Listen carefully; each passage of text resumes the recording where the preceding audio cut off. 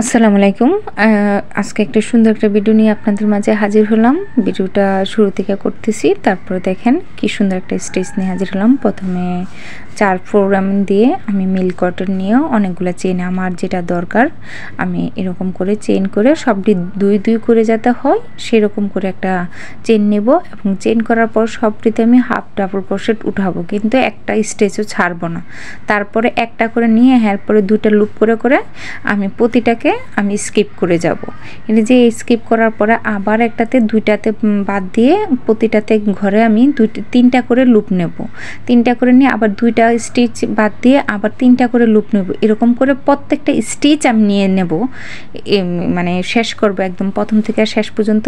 যে দেখতেই পাচ্ছেন দুইটা স্টিচ ফাঁক এরপরে বাদ দিয়েই তারপরে আবার হচ্ছে তিনটা লুপ। তা এরকম করে আমি প্রতিটা স্টেজে শেষ করলাম। এই যে দেখতে পাচ্ছেন শেষ স্টেজ।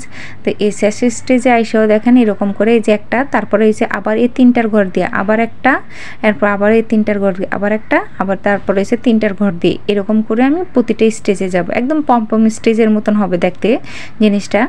এই যে দেখতেই পাচ্ছেন সবগুলো স্টেজ বাদ দেওয়ার পরে এরকম হচ্ছে অনেক কিউট একটা জিনিস, মানে অনেক সুন্দর একটা স্টেজ, একদম পম্পম স্টেজের মতন লাগছে কিন্তু আসলে পম্পম স্টেজ না। তারপর আবার সেম স্টেজেই আবার তিনটা করে লুপ, তারপরে আবার সেম স্টেজেই মানে গ্যাপে গ্যাপে হচ্ছে তিনটা করে লুপ হবে। এরকম করে আমি প্রতিটা স্টিচ নিয়ে নেব।